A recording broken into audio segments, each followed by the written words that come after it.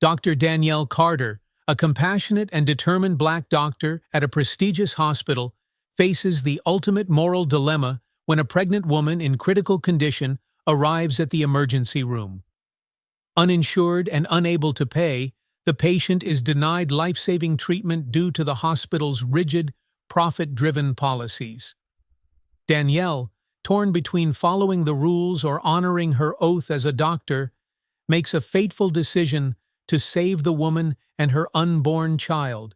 But her act of courage comes at a devastating cost.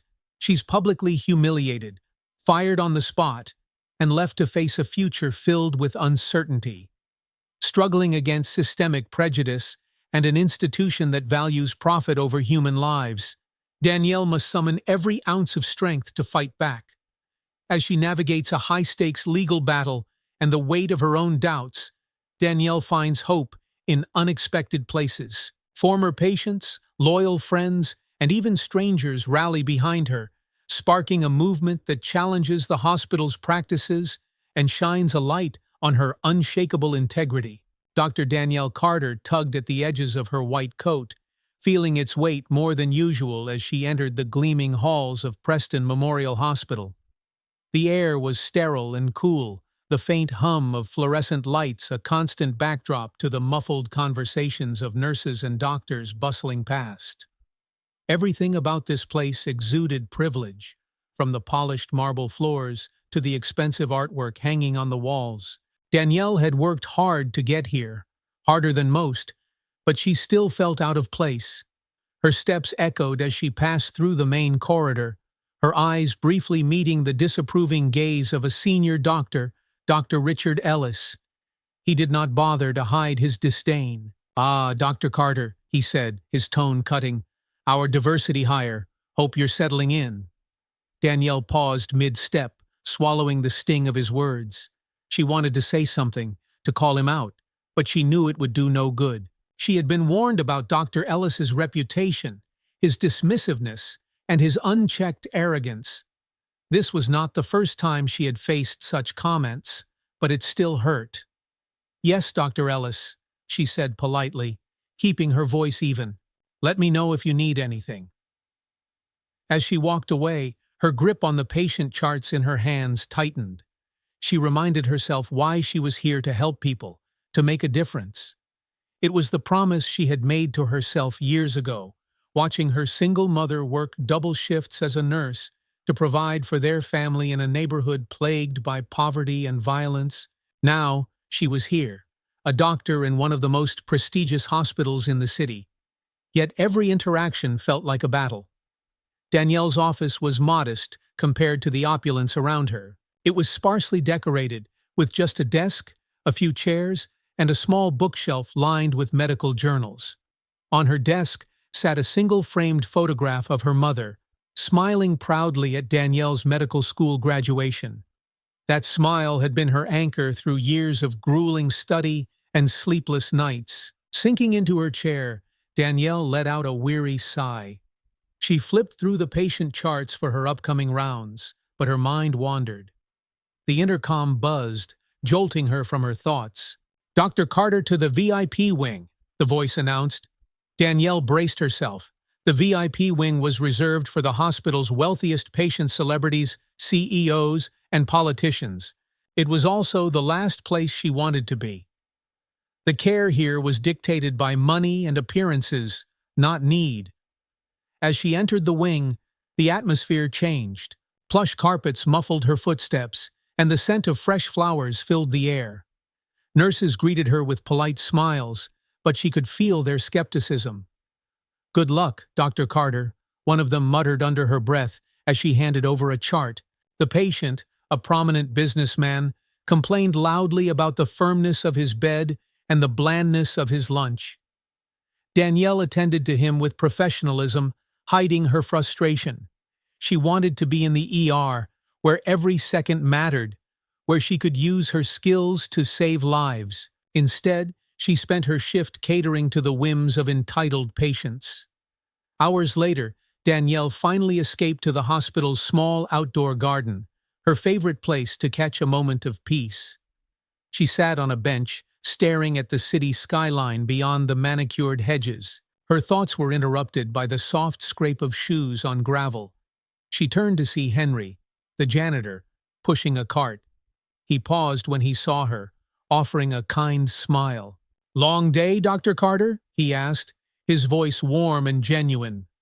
"You could say that," she replied with a faint smile. Henry sat down on the bench, his weathered hands resting on his knees. "You know, I see a lot of folks come through this place," he said. "But you're different. You care. It's in the way you talk to people, the way you listen." Danielle looked at him, surprised by his observation. "Thank you, Henry. That means a lot." "My wife was a nurse," he continued. "She used to say that real healing comes from the heart, not just the hands. I think you've got both." Danielle felt a lump rise in her throat. She had not realized how much she needed to hear those words. "Thank you," she said again, her voice softer this time. As she returned to her apartment that evening, Danielle replayed Henry's words in her mind. Her apartment was small but tidy, with mismatched furniture she had collected over the years. The walls were lined with bookshelves filled with medical textbooks and novels she never seemed to have time to read. Sitting at her kitchen table, she opened her laptop to review her notes, but her focus wavered. She felt like she was constantly fighting battles against prejudice, against the hospital's bureaucracy, against her own doubts. She looked at the photo of her mother on the windowsill. "I'm trying, Mom," she whispered. "But some days, it feels like it's not enough." The next morning, as Danielle prepared for another long shift, she resolved to keep pushing forward. She knew the road ahead would not be easy, but she could not let herself falter. "Be the doctor you promised to be," she said to herself as she tied her hair back and grabbed her stethoscope. Little did she know, her resolve would soon be tested in ways she could never have imagined. The hospital hummed with its usual rhythm, a symphony of soft beeps from monitors, hurried footsteps, and low murmurs of conversation. Dr. Danielle Carter walked briskly through the sterile halls of Preston Memorial Hospital, her white coat swishing with each step. Today was no different than the others. Her patients in the VIP wing demanded her time, her expertise, and often her patience. As she reviewed the day's schedule, the hospital administrator, Dr. Richard Ellis, appeared in her path. His presence was imposing, his expression perpetually laced with skepticism when addressing Danielle. "Dr. Carter," he began curtly, his lips pressed into a thin line. "A reminder to stick to protocol. We have some very important clients today. They expect professionalism, efficiency, and discretion." Danielle nodded, though her jaw tightened.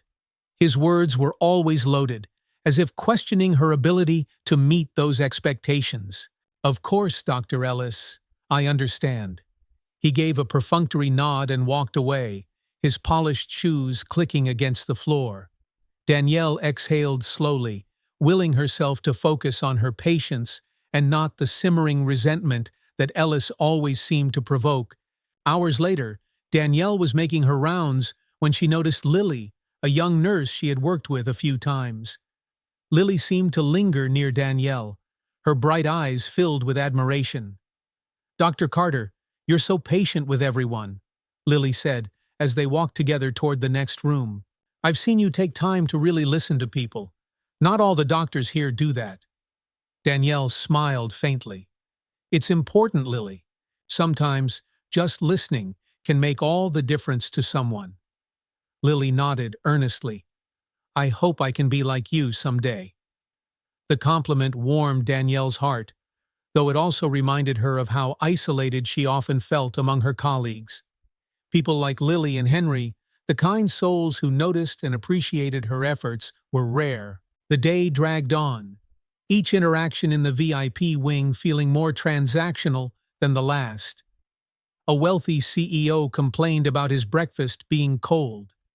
An actress demanded a third opinion on a minor skin rash. Every moment reminded Danielle of why she had chosen medicine not for this, but to make a real impact, to help those who truly needed it. As her shift ended, she was about to head home when her pager buzzed.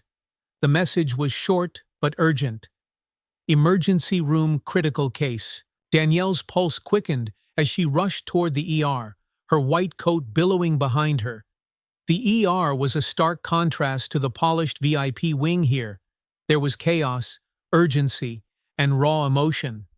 It was where Danielle felt most alive, where her skills were truly tested. She burst through the doors to find a young woman lying on a stretcher, her face pale and twisted in pain. The woman's swollen belly made her condition clear. She was heavily pregnant. A nurse quickly briefed Danielle. Maria Alvarez, 27 years old. Severe abdominal pain, significant bleeding. She's 32 weeks along, blood pressure dropping rapidly. Danielle's mind raced as she assessed Maria's condition. The situation was dire. Both Maria and her unborn child were in grave danger. "We need to get her into surgery immediately," Danielle said, her voice steady despite the urgency. As she prepared to move Maria to the operating room, a voice called out, halting her. It was Linda, a stern administrator with a clipboard in hand. "Dr. Carter," Linda said, lowering her voice but not her authority, "we need to verify her insurance and payment status before proceeding." Danielle froze, her hand gripping the edge of the stretcher. She glanced down at Maria, who was barely conscious, her breathing shallow. There was no time for bureaucracy. "She's uninsured," Linda added, her tone flat. "The hospital policy is clear." Danielle's stomach twisted. She had heard those words too many times before. They were an indictment, a barrier, and in cases like this, a death sentence. "Linda, this woman is dying," Danielle said, her voice firm but controlled. "And I understand that," Linda replied, her voice softening slightly. "But Dr. Ellis has been very clear about the consequences of violating policy. You know what this could mean for your career." Danielle's mind raced. She thought of Dr. Ellis and his warnings, the skepticism in his eyes, the constant pressure to conform. But she also thought of Maria, a young woman fighting for her life, and the tiny heartbeat that still pulsed inside her. Her mother's voice echoed in her mind. "Do what's right, Danielle, even when it's hard." Danielle made her decision. "Prep the operating room," she said, her tone leaving no room for argument. Linda hesitated, but Danielle was already moving, her determination unwavering. Nurses scrambled to follow her orders. As Maria was wheeled into surgery, Danielle placed a gentle hand on her arm. "I'm here," she said softly. "We're going to take care of you and your baby." Maria's eyes fluttered open for a brief moment, a glimmer of gratitude shining through her pain. The operating room buzzed with tension as Danielle and her team worked tirelessly to stabilize Maria. The monitors beeped steadily, a lifeline in the chaotic room. Sweat beaded on Danielle's forehead as she guided her team, her hands steady and precise. "BP is dropping," a nurse called out. "Push more fluids," Danielle ordered, her voice calm but commanding. The minutes stretched into what felt like hours. Danielle tuned out the whispers she could hear from the nurses, whispers about insurance, policy, and the inevitable fallout. Finally, the tension broke with the sound of a newborn's cry. "The baby's out and stable," the pediatric nurse announced, her voice filled with relief. A collective sigh filled the room, but Danielle's focus remained on Maria. Her work was not done yet. After what felt like an eternity, Danielle stepped back, her chest heaving with exhaustion. Both Maria and her baby were stable, their conditions improving. Relief washed over her like a wave. As she exited the operating room, Danielle braced herself for what was to come. She knew she had crossed a line, defied the hospital's rigid policies. But as she glanced back at Maria and her tiny baby, she felt no regret. In that moment, she knew she had done the right thing, even if it meant risking everything she had worked so hard to achieve.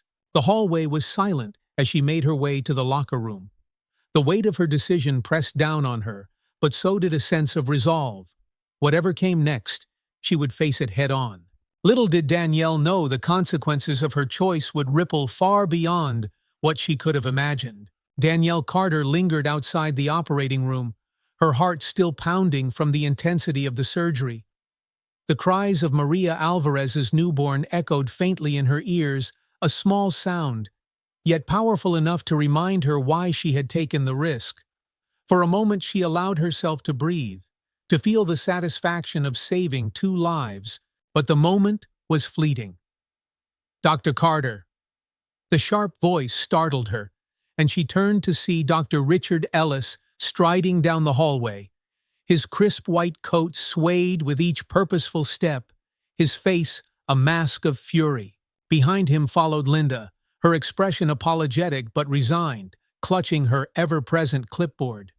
Danielle's pulse quickened as she straightened her posture, bracing herself for the confrontation she knew was inevitable. "Do you have any idea what you've done?" Ellis barked, his voice rising enough to draw the attention of nearby staff. "You've jeopardized the integrity of this hospital. I explicitly told you protocol above all else." Danielle met his glare, her shoulders squared. "Dr. Ellis, Maria Alvarez would have died if we had waited for verification. Her baby would have died. There was no time." "That isn't your call to make," Ellis thundered, his face reddening. "We have rules for a reason. This is not some free clinic. Do you think we can keep the lights on by treating every uninsured patient who walks through our doors?" Danielle's hands clenched at her sides. She wanted to shout back, to argue that human lives should never be reduced to profit margins, but she knew it would only fuel his anger. "Dr. Ellis," she said, keeping her voice steady, "I took an oath to do no harm. Following the rules in this case would have meant watching a mother and her child die. I couldn't do that." Ellis stared at her, his eyes narrowing. Around them, the hallway had gone silent. Nurses and other staff members had paused in their tasks, watching the confrontation unfold. Some looked sympathetic, others fearful. "You don't get to decide that," Ellis said coldly. "Your arrogance is astounding, Dr. Carter. You've put this entire hospital at risk." "By saving lives?" Danielle countered, her voice rising despite herself. Ellis's mouth twisted into a sneer. "Enough. Effective immediately. You're relieved of your duties. Security will escort you to collect your things." The words hit Danielle like a physical blow. She stood frozen, disbelief and humiliation washing over her as the staff around them exchanged shocked glances. "Dr. Ellis," Linda began softly, but he silenced her with a glare. "This is not up for discussion," he snapped. Minutes later, Danielle found herself in the locker room, stuffing her belongings into a small bag. Her hands trembled as she folded her white coat, the symbol of everything she had worked for, and placed it gently on top. The room was eerily quiet. None of her colleagues came to speak to her, though she could sense them hovering just outside the door. The weight of their silence stung more than Ellis's words. As she zipped her bag, the door creaked open. It was Lily, her wide eyes brimming with tears. "Dr. Carter," she whispered, stepping inside. "I'm so sorry, this isn't fair." Danielle managed a faint smile. "Thank you, Lily. That means a lot." Lily hesitated before reaching into her pocket and pulling out a small card. "This is my number. If you need anything at all, please call me." Danielle took the card, her fingers brushing against the paper. The gesture was small, but it felt like an anchor in a storm.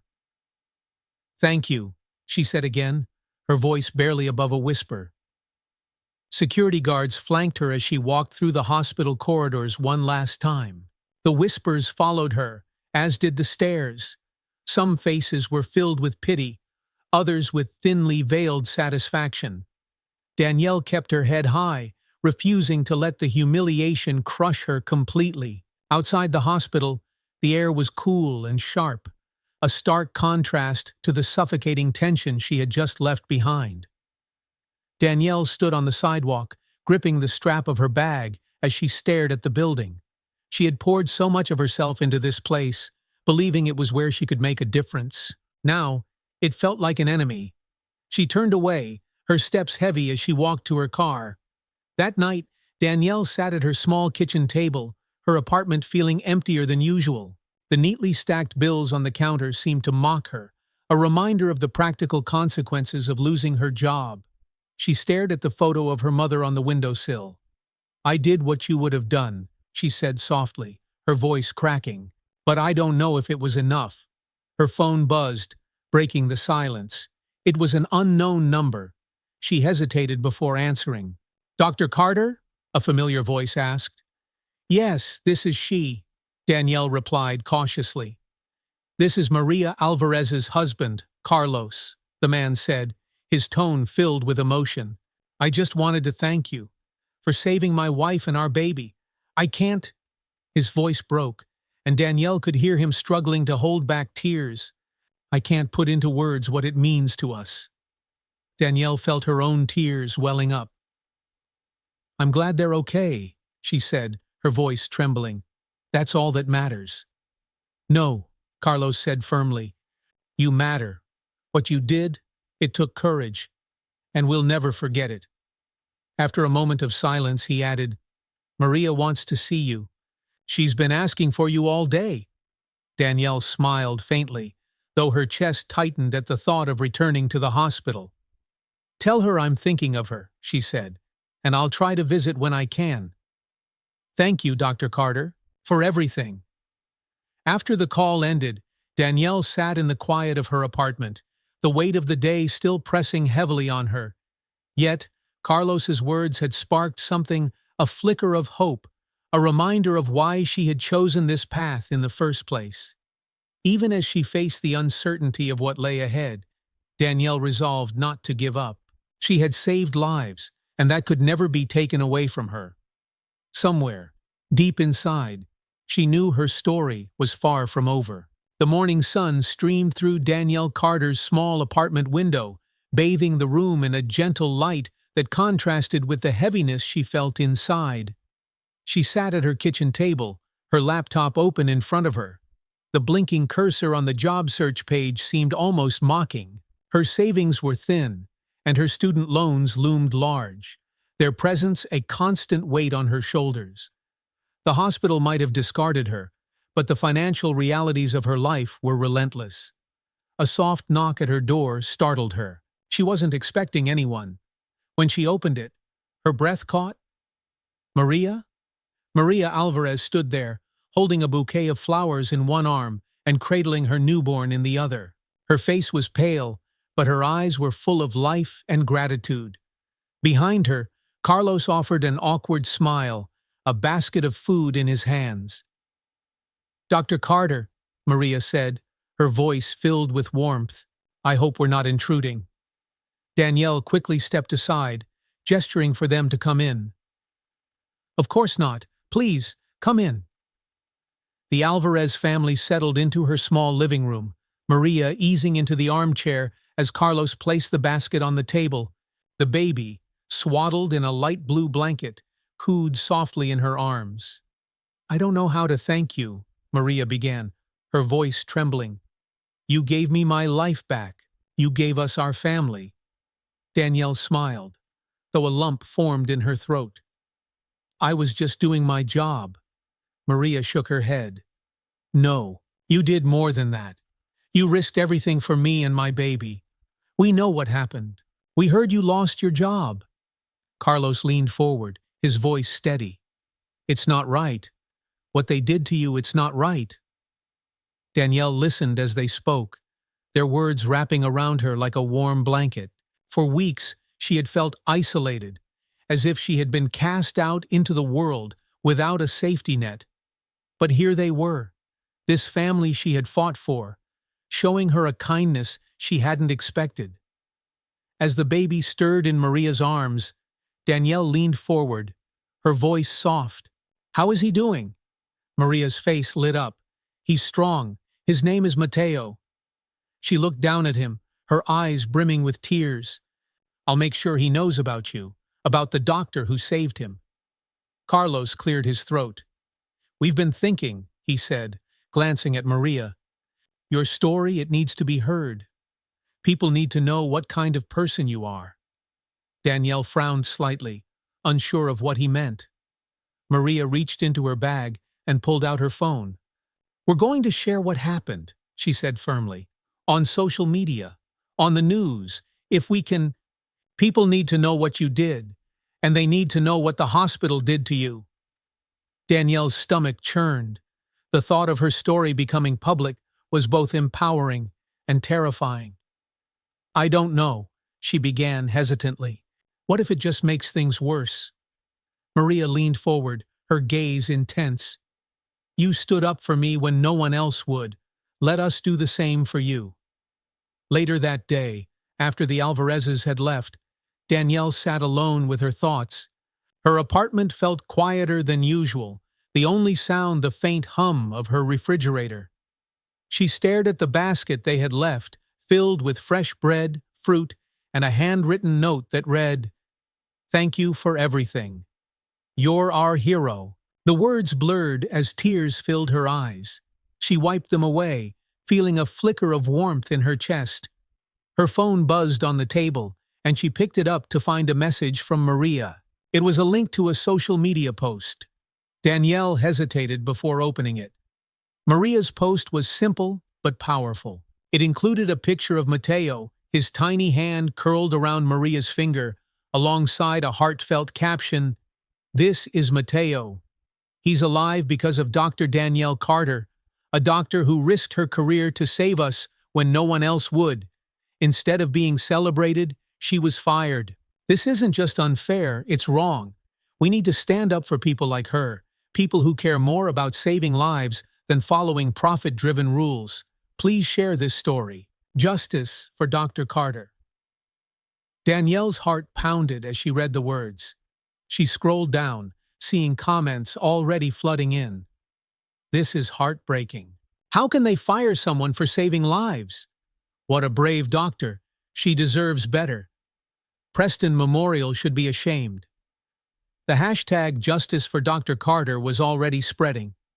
Over the next few days, the ripple effect grew. Maria continued to share updates about Danielle, and more people began to take notice. Former patients commented on their own experiences with Danielle, recounting moments when her compassion had made all the difference. A man wrote about how Danielle had stayed late to comfort his dying mother. A woman shared how Danielle had diagnosed a rare condition that other doctors had missed. Danielle watched it all unfold with a mix of awe and disbelief. She had spent weeks feeling invisible, dismissed, but now people were rallying around her. One afternoon, there was another knock at her door. This time, it was Henry, the janitor from Preston Memorial. "Henry," Danielle said, surprised to see him. "What are you doing here?" Henry stepped inside, holding a crumpled piece of paper. "I wanted to give you something," he said, his voice low. "It's a letter from some of us at the hospital. We're not allowed to speak out publicly, but we wanted you to know we're behind you." Danielle unfolded the paper, her hands trembling. The letter was filled with signatures from nurses, orderlies, and even a few doctors. "Dr. Carter," it began, "you are an inspiration. Thank you for showing us what it means to truly care for others. We stand with you." Tears spilled down Danielle's cheeks as she clutched the letter. "Thank you, Henry," she whispered. That night, Danielle sat at her table, surrounded by messages of support. The hashtag, Justice for Dr. Carter, had gone viral, and local news outlets were starting to pick up the story. Her phone buzzed again. This time it was a call from a civil rights attorney named Michael Green. "Dr. Carter," he said, his voice calm and professional. "I've been following your story. I believe we can make this right." Danielle's heart raced. "How?" "By holding Preston Memorial accountable," Michael replied. "I'd like to represent you, pro bono. If you're willing, we can fight this together." Danielle stared at the phone, her mind spinning. The idea of taking on the hospital was daunting, but Michael's offer was a lifeline. For the first time in weeks, she felt the faint stirrings of hope. "Okay," she said, her voice steady. Let's do it." As she hung up the phone, Danielle realized that the kindness of others, Maria, Carlos, Henry, and even strangers online, had sparked something she thought she had lost. Her fight was far from over, but she was no longer standing alone. Danielle Carter stared at her reflection in the bathroom mirror the next morning, the weight of her decisions settling on her shoulders. Dark circles clung stubbornly under her eyes, a testament to weeks of stress and sleepless nights. Yet for the first time in what felt like forever, there was a spark of determination behind her gaze. The call with Michael Green, the civil rights attorney, had ignited something within her. Though she had been pushed out of Preston Memorial in disgrace, the support she had received from Maria, Carlos, Henry, and strangers online reminded her of her worth. She wasn't just fighting for her career. She was fighting for justice for herself and for every patient who deserved care, regardless of their circumstances. Still, the road ahead felt daunting. Later that morning, Danielle met with Michael in his modest downtown office. The walls were lined with shelves of legal books, and his desk was cluttered with papers and files, each representing a battle for justice. "Dr. Carter," Michael began, gesturing for her to sit, "this case is going to be tough. Preston Memorial is a powerful institution with deep pockets. They'll do everything they can to discredit you." Danielle nodded, her hands clasped tightly in her lap. "I understand, but I can't let them get away with this." Michael smiled faintly. "Good. Because I believe we can win." He handed her a folder. "Here's what we've got so far. Maria's testimony is strong, and the support from the community is growing. But we need more. Witnesses, internal documents, anything that shows a pattern of the hospital prioritizing profit over patient care." Danielle flipped through the papers, her chest tightening at the enormity of what lay ahead. "I'll do whatever it takes," she said quietly. Michael leaned forward, his expression serious. "This isn't just about you, Dr. Carter. It's about changing the system.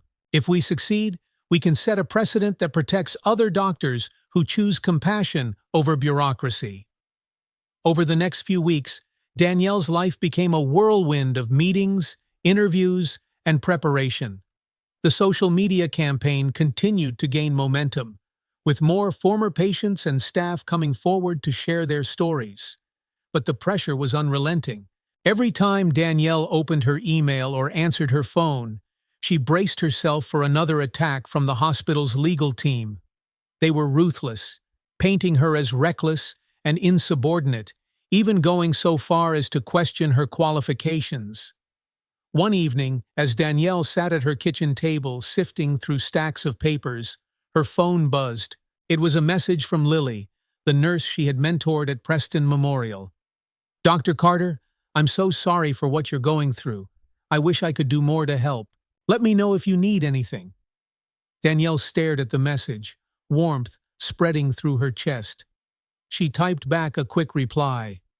"Thank you, Lily. Your support means everything." She put her phone down and leaned back in her chair, closing her eyes. The fight felt overwhelming at times, but moments like this reminded her that she wasn't alone. One afternoon, Michael called with unexpected news. "Dr. Carter," he said, his tone brimming with energy, "we've uncovered something significant." Danielle sat up straighter. "What is it?" "There's evidence that Preston Memorial has been turning away uninsured patients for years, even in life-threatening situations," Michael explained. "We've also found internal emails suggesting that administrators, including Dr. Ellis, prioritized profit over patient care." Danielle's breath caught. "How did you find this?" Michael chuckled. "Let's just say not everyone at Preston Memorial agrees with their policies. A few brave souls shared these documents anonymously." Danielle felt a surge of gratitude for the unseen allies who had taken a risk to help her. "This changed everything," Michael continued. "With this evidence, we can strengthen our case and show that what happened to you wasn't an isolated incident, it's part of a larger systemic problem." As the trial date approached, Danielle found herself increasingly in the public eye. News outlets ran stories about her case, and community members organized rallies in her support. One day, as Danielle walked to her car after a meeting with Michael, she was approached by an older woman clutching a small bouquet of flowers. "Dr. Carter," the woman said, her voice trembling, "you don't know me, but you saved my grandson a few years ago. He had a rare infection, and no one else could figure out what was wrong. You stayed late to make sure he got the treatment he needed." Danielle's throat tightened. "I'm glad I could help," she said softly. The woman pressed the flowers into Danielle's hands. "You're a good doctor. Don't let them take that away from you." As the woman walked away, Danielle stood there, clutching the flowers and blinking back tears. Moments like this reminded her why she had chosen this path, even when it felt impossibly hard.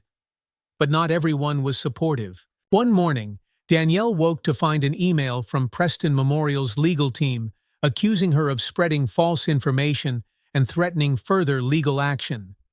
The words stung, but Danielle refused to be intimidated. She called Michael immediately. "They're trying to scare you," he said firmly. "Don't let them. We've got the truth on our side." His confidence bolstered her, but the pressure still weighed heavily. That evening, as Danielle prepared for bed, she stared at the photo of her mother on her nightstand. "Mom," she whispered, "I'm doing this for people like you, for people who deserve better." The night before the trial, Danielle sat in her living room, surrounded by documents and notes. She felt a knot of anxiety in her stomach, but also a quiet resolve. There was a knock at her door, and when she opened it, she found Henry standing there, holding a thermos of coffee.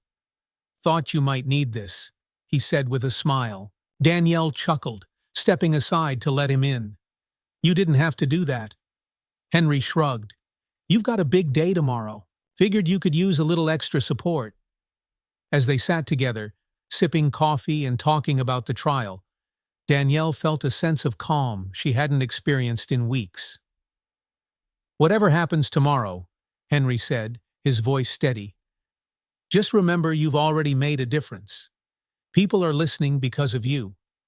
Danielle nodded, his words sinking deep into her heart. She wasn't just fighting for herself. She was fighting for every patient, every doctor, and every nurse who believed in putting people first. As Henry left, Danielle stood by the window, looking out at the city lights. Tomorrow would be the biggest challenge of her life, but she was ready. No matter the outcome, she knew she had already won something far greater: her dignity, her integrity, and the support of those who believed in her. The courthouse was abuzz with quiet murmurs, the tension in the air palpable as Danielle Carter walked through its heavy wooden doors. Rows of pew-like benches were already filling with reporters, community members, and former patients. The Justice for Dr. Carter movement had drawn significant public attention, and today marked the beginning of the trial that could decide Danielle's future. Her lawyer, Michael Green, stood at her side, his expression calm but focused. Danielle had barely slept the night before, and the weight of the day pressed heavily on her shoulders. But as she scanned the room, her eyes landed on a familiar face in the crowd: Maria Alvarez. She was holding Mateo in her arms, her husband, Carlos, at her side. They gave Danielle a small, encouraging nod. Danielle inhaled deeply, gathering her strength. "You're not alone," she reminded herself. As the trial began, the hospital's legal team wasted no time painting Danielle in the harshest light. Their lead attorney, a sharp-tongued woman named Clara Winslow, delivered an opening statement laced with accusations. Dr. Carter's actions were not only reckless, but also a blatant violation of hospital policy, Clara said, pacing the courtroom with calculated precision. By disregarding protocol, she endangered the lives of her patients and compromised the integrity of Preston Memorial Hospital. Danielle's chest tightened as she listened. The words were designed to undermine her credibility, to twist her compassion into negligence. She clenched her hands in her lap, resisting the urge to react. Michael's turn came next. His voice was steady, measured, but powerful. "Ladies and gentlemen of the jury," he began, "this case is not about recklessness. It is about courage. Dr. Danielle Carter chose to uphold the highest ethical standards of her profession, even when it came at great personal cost. She saved 2 lives that Preston Memorial was willing to discard in the name of bureaucracy and profit." His words resonated through the room, drawing nods from several jurors. Danielle felt a flicker of hope. The prosecution called Dr. Richard Ellis as their first witness. He strode to the stand with his usual air of superiority, his tailored suit impeccable. Under questioning, he reiterated the hospital's stance that Danielle's actions were unacceptable. "She was insubordinate," Ellis said, his voice cold. "Doctors must adhere to protocols to ensure patient safety and the hospital's sustainability. Dr. Carter acted impulsively, ignoring these essential safeguards." Michael's cross-examination, however, revealed cracks in Ellis's testimony. "Dr. Ellis," Michael began, "is it true that Preston Memorial has turned away uninsured patients in the past, even in life-threatening situations?" Ellis hesitated, his jaw tightening. "The hospital has policies." "Please answer the question," Michael pressed. "Yes," Ellis admitted reluctantly, his voice barely above a whisper. Michael seized the moment. "And are you aware that turning away patients in critical condition is a violation of the Emergency Medical Treatment and Labor Act?" Ellis's face reddened, but he said nothing. The turning point came when Michael presented the evidence obtained from whistleblowers' emails and internal documents showing a pattern of prioritizing profits over patient care. The jury's attention sharpened as the damning words were projected onto a screen. "Uninsured patients are a drain on resources. Minimize their treatment whenever possible." Danielle glanced at the jury, noting the disgusted expressions on several faces. Michael followed up with testimony from Lily, the young nurse who had worked closely with Danielle. Nervous but resolute, Lily described how Danielle had always put patients first, even in the most challenging circumstances. "Dr. Carter taught me that being a good doctor isn't just about following rules," Lily said, her voice trembling slightly. "It's about doing what's right, even when it's hard." The most emotional moment of the trial came when Maria Alvarez took the stand. Holding Mateo in her arms, she spoke directly to the jury, her voice filled with gratitude and determination. "Dr. Carter saved my life," Maria began, her eyes glistening with tears. "And she saved my son's life. If she had waited for the hospital's approval, we wouldn't be here today." She held Mateo up slightly, his tiny face drawing soft murmurs from the courtroom. "This is my son, Mateo," Maria continued. "He's alive because of Dr. Carter. How can anyone call that reckless?" Danielle blinked back tears as Maria's words hung in the air. During a recess, Danielle stepped outside to clear her head. The courthouse steps were crowded with supporters holding signs that read, "Compassion over profit," and "Bring back Dr. Carter." The sight filled her with both pride and a sense of responsibility. Henry, the hospital janitor, approached her with a coffee in hand. "Thought you might need this," he said, his smile warm. Danielle took the cup gratefully. "Thank you, Henry, for everything." Henry nodded. "You've got more people behind you than you realize. Keep fighting." As the trial drew to a close, Michael delivered his closing argument with quiet intensity. Dr. Danielle Carter represents what medicine should be about: compassion, integrity, and the courage to stand up for what's right.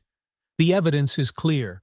Preston Memorial failed its patients, and when Dr. Carter refused to turn her back on them, they punished her for it. Clara Winslow's rebuttal was sharp, but the cracks in her arguments were evident. The emails, the testimonies, and the community support had shifted the momentum firmly in Danielle's favor. The courtroom was silent as the judge prepared to deliver the verdict.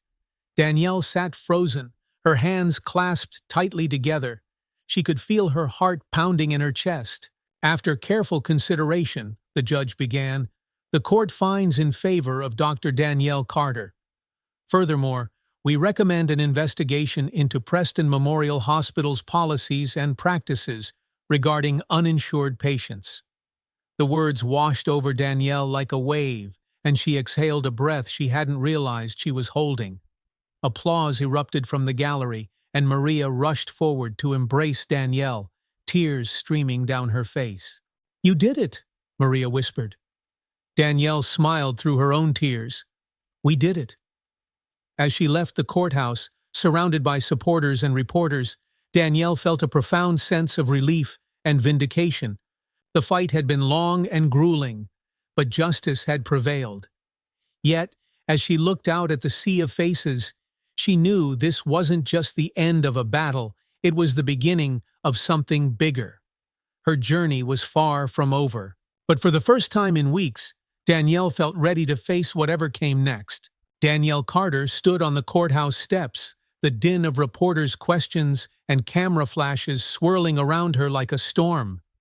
Michael Green stood by her side, fielding the most pressing inquiries with measured responses, while Danielle managed polite nods and brief answers. "Dr. Carter, how do you feel about the verdict?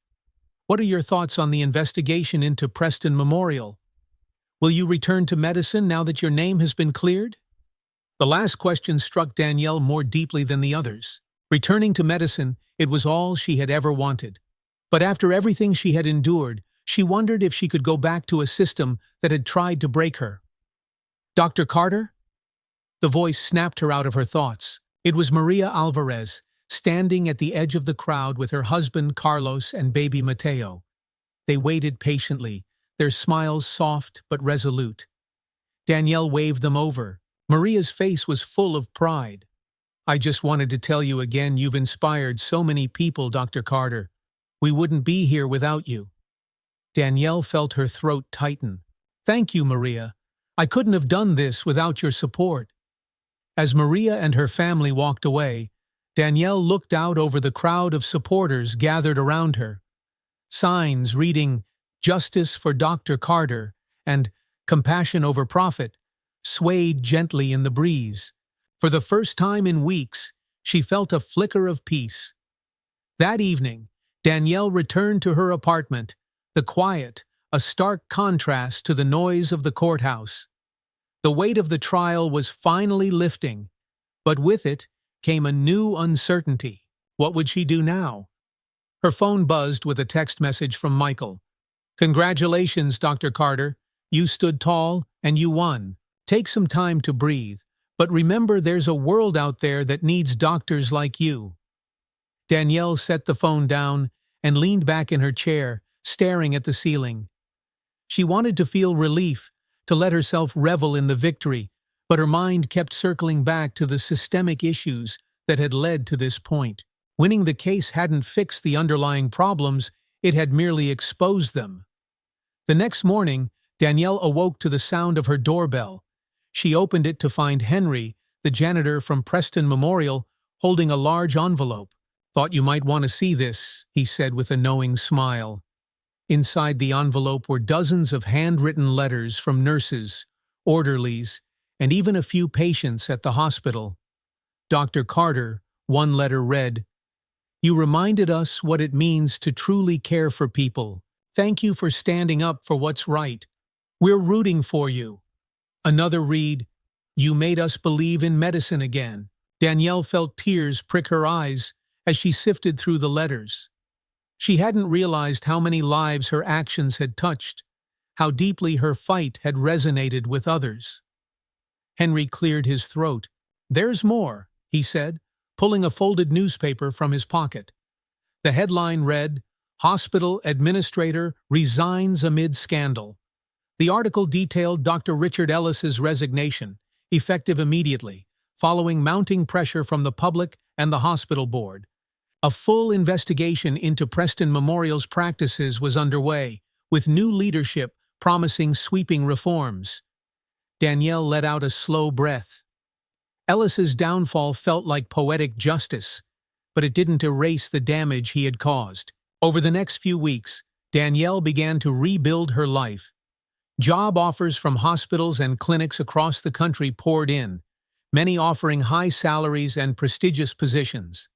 But none of them felt right. One afternoon, as she sorted through the offers, her phone buzzed. The caller ID showed an unfamiliar number. "Hello?" Danielle answered cautiously.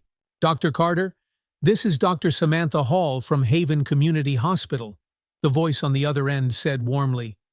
"I've been following your story, and I must say, I'm deeply impressed by your courage and dedication." Danielle tilted her head, intrigued. "Thank you, Dr. Hall. How can I help you?" "We're in the process of expanding our community outreach program," Dr. Hall explained. "Our hospital serves many underserved populations, and we're opening a new wing focused on providing care to those who can't afford it. We believe you'd be the perfect person to lead it." Danielle felt her chest tighten. The opportunity sounded like everything she had ever dreamed of, a chance to practice medicine without the constraints of profit-driven policies.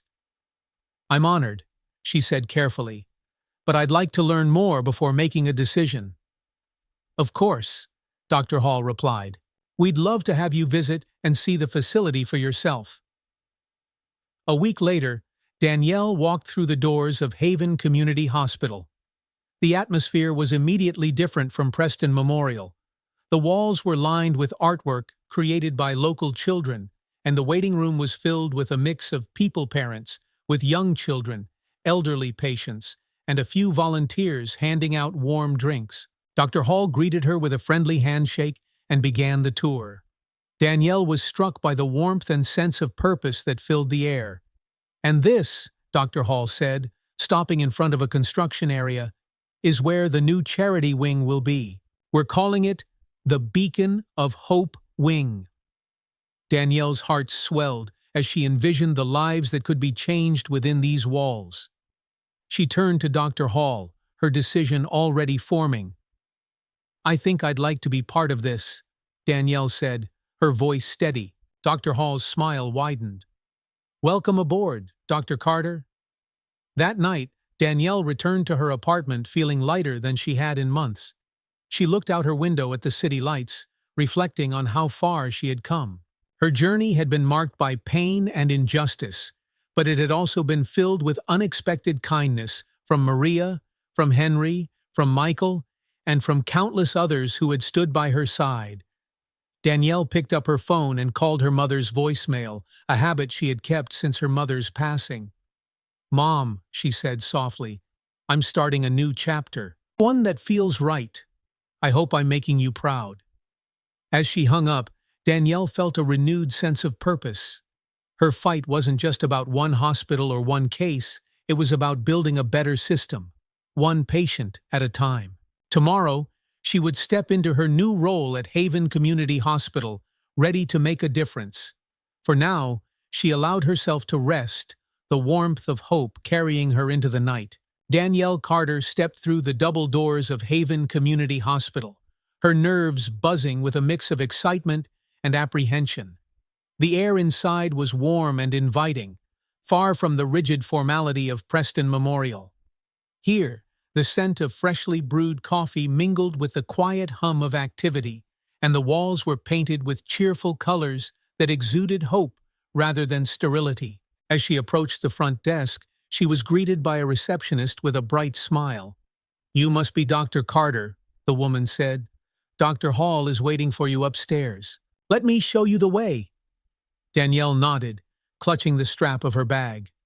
The receptionist led her through the hospital's hallways, which bustled with activity. Nurses chatted warmly with patients, volunteers handed out pamphlets, and a child waved at Danielle as she passed. She couldn't help but smile and wave back. When they reached the second floor, Dr. Samantha Hall greeted her with a firm handshake and a kind expression. "Welcome to Haven, Dr. Carter," she said. "I hope you're ready for an adventure." Danielle chuckled softly.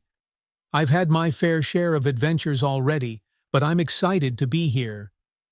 Dr. Hall led Danielle to the Beacon of Hope Wing, which was still under construction, but already brimming with potential.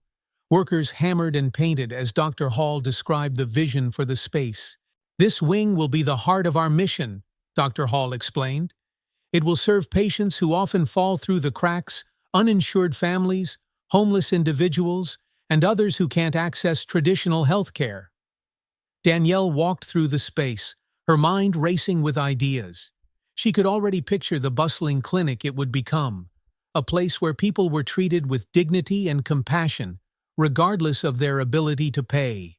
"I want this to be more than just a clinic," Danielle said, her voice steady. "I want it to be a place where people feel seen and cared for, a place where they know they matter." Dr. Hall's smile widened. "That's exactly why we wanted you, Dr. Carter. Your story inspired us, but your passion and dedication are what will make this wing truly special." Over the next few weeks, Danielle threw herself into the work of building the Beacon of Hope wing. She met with architects to finalize the design, worked with nurses and staff to develop policies, and held community meetings to gather input from the people the wing would serve. The work was exhausting, but fulfilling. For the first time in months, Danielle felt like she was exactly where she was meant to be. One afternoon, as Danielle reviewed patient intake protocols in her temporary office, she heard a knock at the door. When she opened it, she was surprised to see Maria Alvarez standing there with Mateo balanced on her hip. "Maria," Danielle said, her face lighting up. "What a nice surprise." "I just wanted to stop by and see how you're doing," Maria said, stepping inside, "and to say thank you again. I know I've said it 100 times, but I mean it every time." Danielle smiled, gesturing for Maria to sit. "You don't need to thank me, Maria, but I'm glad to see you both doing so well." Maria glanced around the office, her eyes landing on the blueprints spread across Danielle's desk. "Is this for the new wing?" Danielle nodded. "It is. It's going to be a place where people like you, people who've been turned away elsewhere, can get the care they deserve."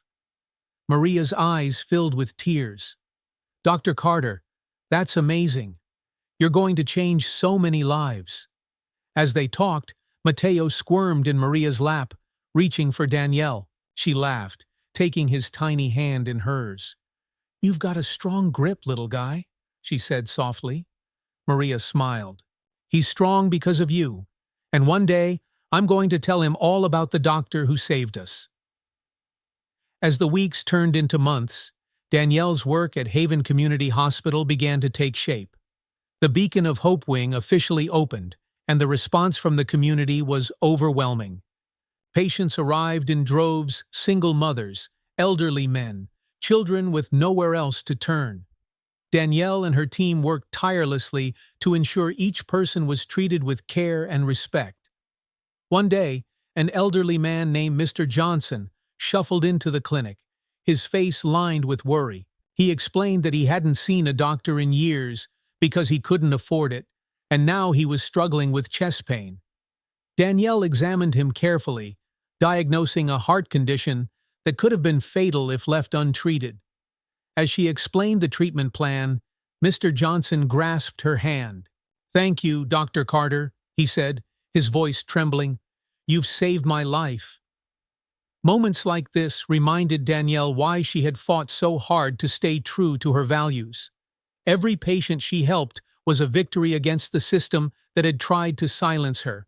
One evening, after a long day of seeing patients, Danielle sat in her office reflecting on her journey. She thought about Preston Memorial, about Dr. Ellis and the trial. She thought about the people who had stood by her: Maria, Henry, Michael, and so many others. Her phone buzzed with a message. It was from Lily, the young nurse who had testified on her behalf during the trial. "Dr. Carter, I saw the news about the Beacon of Hope wing. It's incredible what you're doing. I'm so proud of you." Danielle smiled, typing back a quick reply. "Thank you, Lily. I couldn't have done it without people like you." As she set her phone down, Danielle felt a deep sense of fulfillment. The path she had taken had been anything but easy, but it had led her here to a place where she could make a real difference. She leaned back in her chair. the hum of the hospital around her, a comforting reminder that she was exactly where she was meant to be. The road ahead would still have its challenges, but Danielle was ready.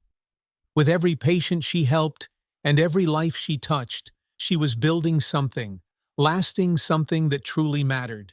The Beacon of Hope wing was bustling as usual, the air filled with the soft murmur of conversations and the occasional laughter of children playing in the waiting area. Dr. Danielle Carter walked through the halls, her white coat swaying behind her, clipboard in hand. "Good morning, Dr. Carter," called one of the nurses, Sarah, as she passed. "Good morning, Sarah. How's Mr. Johnson today?" "Much better," Sarah replied with a smile. "He says he feels like a new man." Danielle nodded, her heart warming at the news. It had been months since the clinic had opened, and every day brought stories like Mr. Johnson's stories of lives saved and dignity restored. The work was exhausting, but deeply rewarding. By late afternoon, Danielle had seen a steady stream of patients, ranging from a toddler with a high fever to a construction worker with a badly sprained ankle. As she finally sat down to catch her breath, she glanced out the window, watching the sun dip below the horizon. Her thoughts drifted to the journey that had brought her here. From the humiliation of being fired at Preston Memorial to the vindication of the trial, every challenge had shaped her into the person she was today. She had found her purpose, not in a prestigious hospital or a lucrative career, but in the simple act of serving others. Her phone buzzed on the desk. It was a text message from Maria Alvarez. "Dr. Carter, thank you for everything you've done. I saw the news about the clinic's new outreach program. You're incredible." Danielle smiled, her heart swelling with gratitude. Maria's unwavering support had been a cornerstone of her recovery, a constant reminder that she wasn't fighting alone. The next day, Danielle met with her team to discuss the clinic's new initiative, a mobile health unit that would bring medical care to underserved neighborhoods. The idea had been sparked by a conversation with Henry, the hospital janitor who had shared stories about people in his community who couldn't afford transportation to the clinic. "We'll start small," Danielle said, addressing the group. "One van, staffed with a nurse and a doctor. We'll offer basic checkups, vaccinations, and referrals for more serious cases." The team nodded enthusiastically, their passion mirroring Danielle's. Sarah raised her hand. "Dr. Carter, I'd love to volunteer for the first route." "Thank you, Sarah," Danielle said. "That means a lot." As the weeks went by, the mobile unit became a beacon of hope in its own right. Danielle accompanied the team on its first outing, visiting a low-income neighborhood where families lined up outside a community center for care. One by one, patients stepped into the van, their faces a mixture of gratitude and relief. An elderly woman hugged Danielle after receiving her first flu shot in years. A mother wept as her child was treated for an ear infection that had been causing him pain for weeks. "This is what it's all about," Danielle told Sarah as they packed up at the end of the day. "Meeting people where they are, breaking down barriers." Sarah nodded.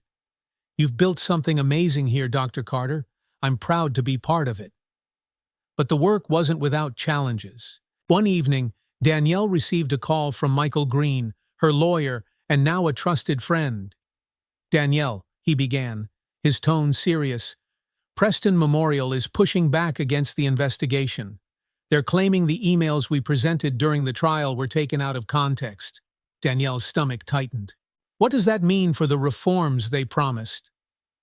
"It means they're dragging their feet," Michael said. "But don't worry, we'll keep the pressure on. The community support you've built is stronger than ever." After the call ended, Danielle sat in her office, staring at the framed photo of her mother on her desk. "I'll keep fighting, Mom," she whispered, "for the people who need it most." A few days later, Danielle was surprised to see Henry waiting for her outside the clinic. "Henry," she said, smiling. "What brings you here?" He handed her an envelope. "It's from some of the staff at Preston Memorial. We've been following what you're doing here and, well, we wanted to help." Inside the envelope was a donation to support the mobile unit. Danielle's eyes widened as she read the amount. "Henry, this is incredible," she said, her voice thick with emotion. "Thank you." "It's not just from me," Henry said, his voice humble. "A lot of people chipped in.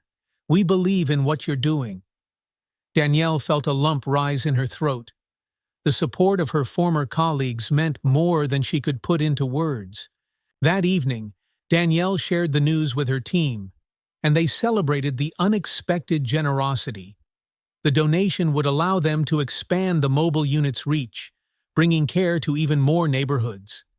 As Danielle looked around the room at her team nurses, volunteers, and community leaders, she felt an overwhelming sense of gratitude. They had come together, each playing a part in building something extraordinary. The next morning, as Danielle prepared for another busy day, she received a phone call from Dr. Samantha Hall.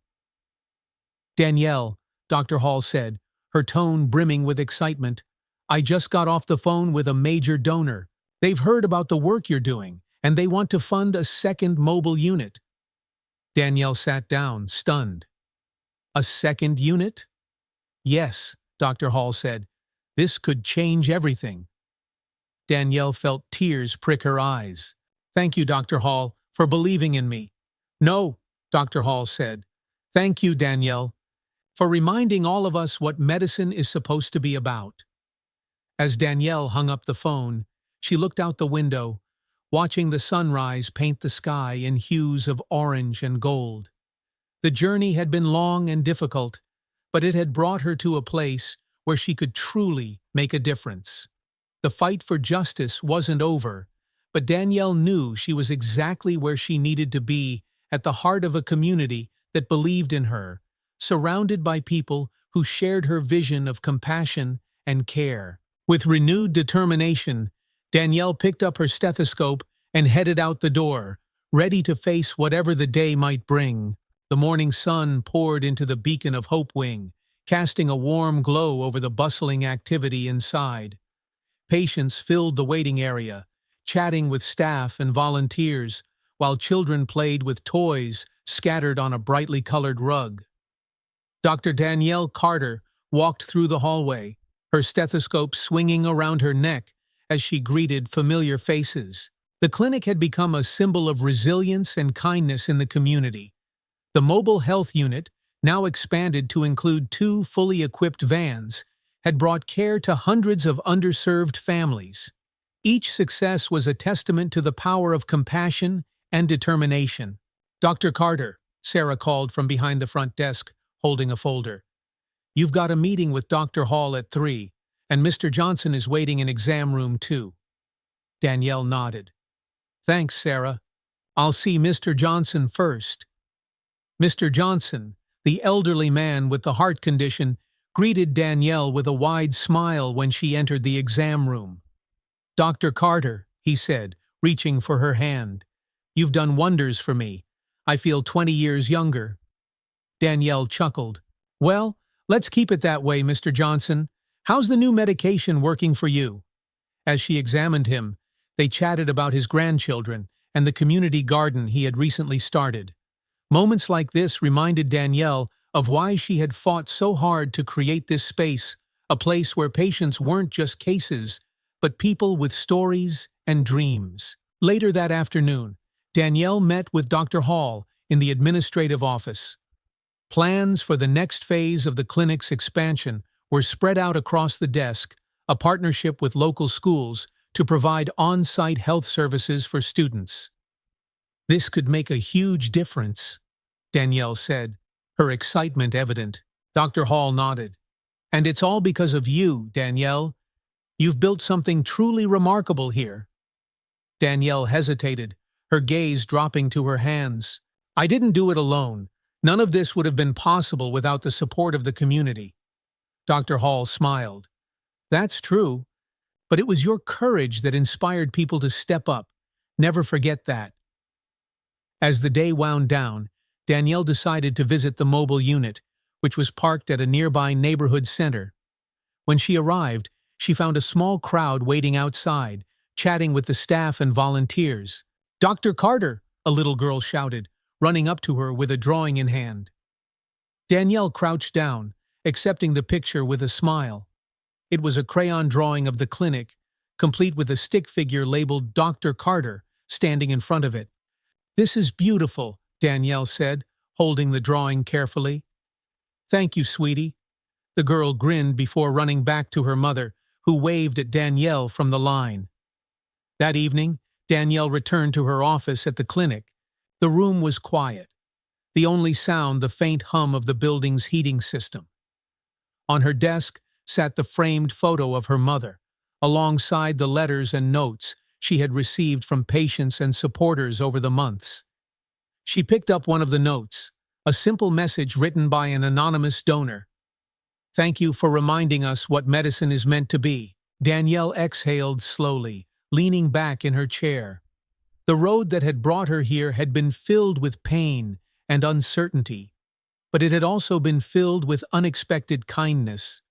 From Maria's unwavering support to Henry's quiet encouragement, every act of generosity had carried her through the darkest moments. Her phone buzzed with a text message from Michael Green. "Congratulations on everything, Danielle. You've built something incredible. Let me know when the next big fight begins." Danielle smiled, her fingers hovering over the screen before she typed back, "Thanks, Michael. I'll keep you on speed dial." As the clock struck 8, Danielle stepped outside the clinic. The cool evening air brushed against her skin, and the soft glow of the streetlights illuminated the path ahead. She found herself drawn to the small garden near the entrance, where patients often waited for their appointments. Sitting on a bench, she allowed herself a rare moment of reflection. Images from her journey flickered through her mind: the humiliation of being fired, the exhaustion of the trial, the joy of saving Maria and Matteo, and the overwhelming support that had lifted her when she thought she couldn't go on.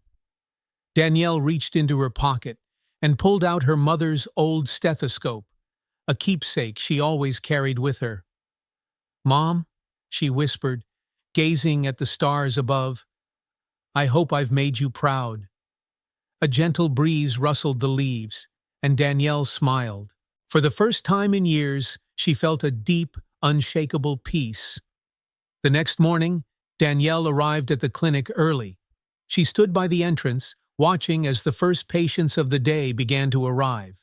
Parents with children, elderly couples, and young adults all seeking care, all greeted with warmth and dignity. Sarah joined her, holding a clipboard. "Ready for another busy day?" Danielle nodded. "Always." As she stepped inside, the hum of the clinic surrounded her, a symphony of healing and hope. This was her calling, her purpose. The challenges had been immense, but they had forged her into the doctor she was meant to be. Danielle Carter had found her place in the world, and she would continue to fight for it, one patient at a time. The road ahead would not be without obstacles, but she was ready. Because here, in this community she had built with love and determination, she knew she could make a difference, and that was enough. Months later, the Beacon of Hope Wing stood as a shining example of what compassion and determination could achieve. The clinic had not only transformed lives, but had also inspired other hospitals and organizations to reevaluate their priorities. Danielle Carter's name had become synonymous with courage, integrity, and the power of standing up for what was right. As Danielle walked through the clinic one evening, the sun casting its golden glow through the windows, she paused in the main lobby where a plaque had been installed. It read, "In honor of Dr. Danielle Carter, whose unwavering dedication reminds us that every life is worth fighting for." Tears welled in her eyes as she traced the engraved letters with her fingers. This wasn't just her victory, it was a testament to the countless people who had stood by her and believed in her vision. That night, Danielle sat at her desk, drafting a letter of thanks to her supporters. She wrote about the patients who had touched her heart, the colleagues who had become family, and the community that had rallied behind her. As she finished the letter, she turned to the camera mounted on her laptop and hit record. "Hi everyone, Danielle began, her voice steady but filled with emotion. I wanted to take a moment to thank all of you for your support, your kindness, and your belief in the work we're doing here at the Beacon of Hope Wing. She paused, her eyes glimmering with gratitude. None of this would have been possible without you. You stood with me when I felt like the world was against me.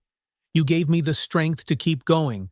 And because of you, we're not just changing lives, we're changing the system. Her tone became resolute as she continued. But this fight isn't over.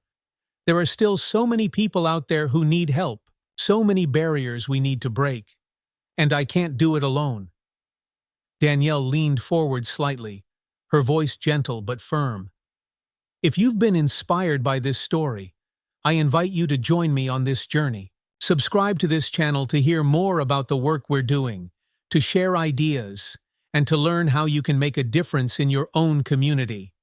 Together, we can build a world where compassion always comes first. She smiled, a glimmer of hope in her eyes. Thank you for believing in me, and thank you for believing in the power of kindness. I'll see you soon. As she ended the recording, Danielle leaned back in her chair, a sense of fulfillment washing over her. The fight for justice, for equity, and for hope continued, but she no longer felt alone in that battle. She glanced at the framed photo of her mother on the desk and smiled. We're just getting started, Mom. And with that, Danielle Carter closed her laptop, ready to face whatever tomorrow might bring, armed with the knowledge that when people come together for a common purpose, anything is possible. If Danielle's story moved you, subscribe to our channel and be part of a growing community dedicated to making a difference. Let's stand together for justice, compassion, and hope. Click subscribe, and don't forget to turn on notifications so you never miss an update. Thank you for watching.